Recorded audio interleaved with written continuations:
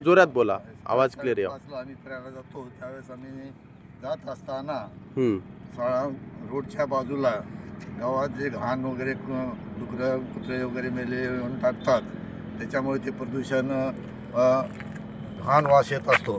त्याच्यामुळे आम्हाला आरोग्यावर म्हणजे परिणाम हे सगळं जाणवते. आणि फिरण्यामध्ये याच्यामध्ये काय हे शरीर चांगलं राहण्यासाठी शुद्ध हवा मिळेल या ह्याच्यानं आम्ही दररोज फिरायला जातो आणि त्याचा परिणाम शरीरावरील त्या घाणचा वास येतो. त्यामुळे जे काही घाण मेलेले प्राणी आहेत ते एका बाजूला कुठेतरी दूर नेऊन टाकले तर ठीक होईल, नाही तर त्याला पुरून टाकलं पाहिजे. त्यामुळे तिथे नगरपालिकेने त्याने दक्षता घ्यावी. नगरपालिकेच्या दुर्लक्षतेमुळे आपल्याला या ठिकाणी घाणीच्या साम्राज्याला सामना करावा लागत आहे. बाकी जर तुम्ही चलत असताना तुम्हाला दम वगैरे आलं तर तुम्ही कुठं बसायला काही सोय आहे का? कुठलीच नगरपालिकेने सोय केलेली नाही. आणि ह्या नरसी बिलोली रस्ता नसून बिलोली बोधन आणि बिलोली देगलूर हे सगळे रस्ते घाणीच्या साम्राज्यासोबतच आहेत. कारण का मुर्गे कापलेले पूर्व पंख वगैरे सगळे या रोडवर टाकले जातात आणि जनावरे मेलेले सुद्धा या रोडवर टाकलेले जातात आणि पूर्ण घाण आहे. आणि टोल नाका ते याच्यामध्ये टोल नाकेवाले सुद्धा जबाबदार आहेत. कारण का कुठे बसण्याची किंवा लाईटीची सुद्धा व्यवस्था नाही. याच्यासाठी दररोज महिला मंडळसुद्धा फिरायला येतात, त्यांना अंधाराशी सामना करावा लागतो. याच्यासाठी नगरपालिकासुद्धा जबाबदार आहे. बरं, तुम्ही सकाळी किती वाजता निघताय? 5:30 वाजता. अंधार असतो ना त्या टाइमला? मग प्रवास कसं करता तुम्ही? प्रवास असेल तर मोबाईलची टॉर्च किंवा नाहीतर त्या आधारे चालतो, परंतु वासेने परत जावं लागतं. बरं, दुर्गंधीचा फार सामना करावा लागत आहे. आरोग्याची काळजी घेण्यासाठी घरून आपण स्वच्छ मनाने बाहेर निघत आहोत, पण या ठिकाणी दुर्गंधीच्या वासामुळे आपला फ्रेश होणारा मूड जो आहे ते खराब होऊन घरी जातो. धन्यवाद. नमस्कार. तुम्ही प्रवास कर. नमस्कार. आपण सकाळी मॉर्निंग वॉकला किती वाजता जाताय? 5:30 वाजता. सकाळी इथून जात असताना तुम्हाला कुठल्या कुठल्या गोष्टीला सामना करावा लागत असेल? हे रोडवर एक घाणीचं साम्राज्य आहे. हां कोंबड्याचे पंख वगैरे सगळं टाकले आहे, पूर्ण वास येत आहे इकडं. हां. समोर जे घाणीचं साम्राज्य आहे ते असं तुम्हाला किती किलोमीटर पर्यंत लागते?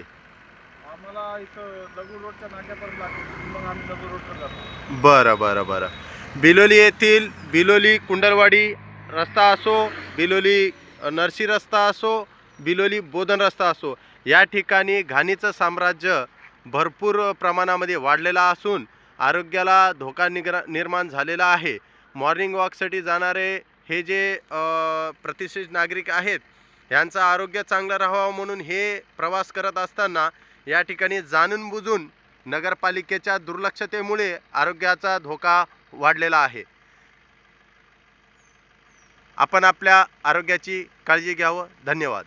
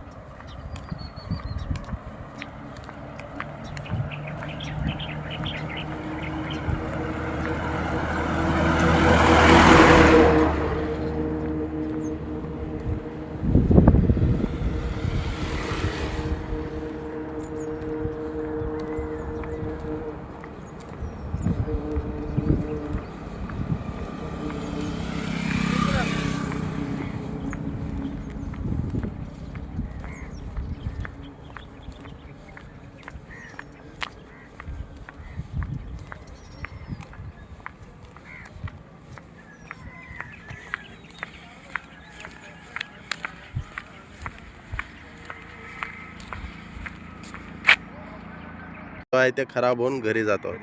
धन्यवाद. नमस्कार. तुम्ही प्रवास करत असताना तुम्हाला काय काय अडचणी येतात या ठिकाणी मॉर्निंग वॉकमध्ये? मॉर्निंग वॉकमध्ये काय ते दुर्गंधी जास्त आहे. मॉर्निंग वॉकमध्ये काय म्हणजे दुर्गंधी जास्त आहे. दुर्गंधी जास्त बसायला काही नाही. जे महिलांचाही प्रभाग या ठिकाणी जास्त प्रमाणामध्ये आहे आणि तुम्हाला दम आला तर बसायला सुद्धा सोय नाही. तुम्ही पहाटे किती वाजता निघताय? 5:30 सकाळी 5:30 वाजता निघताय फिरण्यासाठी. तुमच्या आरोग्याला चांगलं काहीतरी मिळावं म्हणून फिरताय, पण तुम्हाला दुर्गंधीचा सामना करावा लागत आहे. बरं सर, तुम्ही किती वाजता निघताय फिरायला? सकाळी तुम्ही किती वाजता जाताय फिरायला? 5ला. तुम्हाला जात असताना लाईटची सोय वगैरे काही लागते का? लागते. असताना तुम्हाला दुर्गंधीचा सामना करावा लागत आहे, लाईटची सोय नाही. तर असे 200 ते 300 जण मला भेटलेले आहेत. पण सगळ्यांच्या आरोग्याची काळजी घेणं हे नगरपालिका व टोलनाका यांची जबाबदारी आहे.